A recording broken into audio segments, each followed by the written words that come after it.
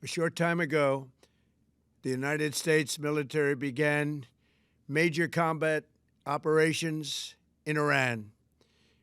Our objective is to defend the American people by eliminating imminent threats from the Iranian regime, a vicious group of very hard, terrible people.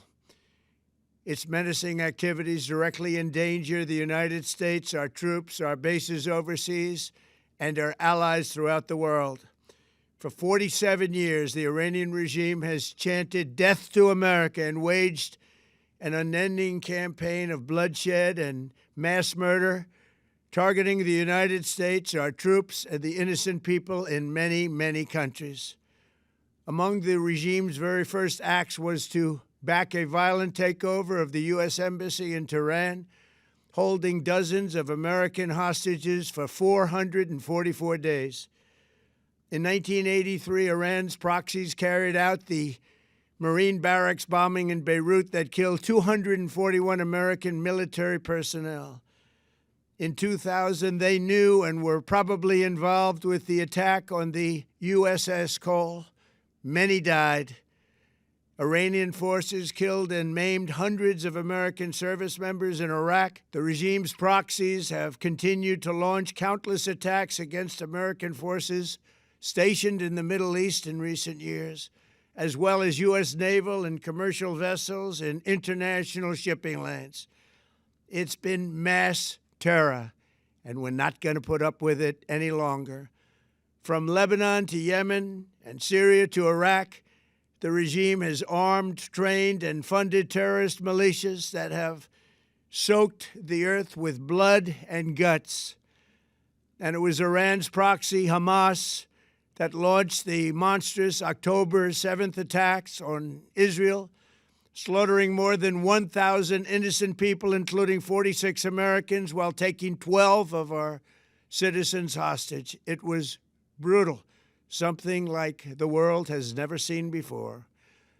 Iran is the world's #1 state sponsor of terror and just recently killed tens of thousands of its own citizens on the street as they protested. It has always been the policy of the United States, in particular, my administration, that this terrorist regime can never have a nuclear weapon.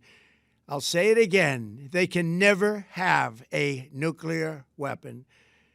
That is why in Operation Midnight Hammer last June, we obliterated the regime's nuclear program at Fordow, Natanz, and Isfahan. After that attack, we warned them never to resume their malicious pursuit of nuclear weapons, and we sought repeatedly to make a deal. We tried. They wanted to do it. They didn't want to do it. Again, they wanted to do it. They didn't want to do it. They didn't know what was happening. They just wanted to practice evil. But Iran refused, just as it has for decades and decades. They've rejected every opportunity to renounce their nuclear ambitions, and we can't take it anymore. Instead, they attempted to rebuild their nuclear program and to continue developing long-range missiles that can now threaten our very good friends and allies in Europe, our troops stationed overseas, and could soon reach the American homeland. Just imagine how emboldened this regime would be if they ever had and actually were armed with nuclear weapons as a means to deliver their message. For these reasons, the United States military is undertaking a massive and ongoing operation to prevent this very wicked, radical dictatorship from threatening America and our core national security interests. We are going to destroy their missiles and raise their missile industry to the ground. It will be totally, again, obliterated. We're going to annihilate their Navy. We're going to ensure that the region's terrorist proxies can no longer destabilize the region or the world and attack our forces and no longer use their IEDs or roadside bombs, as they are sometimes called, to so gravely wound and kill thousands and thousands of people, including many Americans. and we will ensure that Iran does not obtain a nuclear weapon. It's a very simple message. They will never have a nuclear weapon. This regime will soon learn that no one should challenge the strength and might of the United States Armed Forces. I built and rebuilt our military in my first administration, and there is no military on earth even close to its power, strength, or sophistication. My administration has taken every possible step to minimize the risk to U.S. personnel in the region.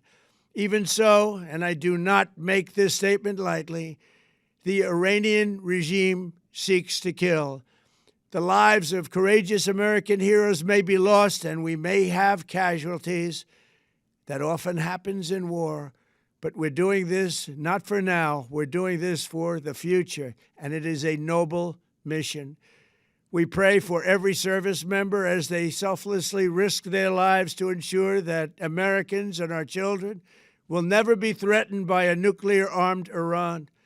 We ask God to protect all of our heroes in harm's way, and we trust that, with His help, the men and women of the armed forces will prevail.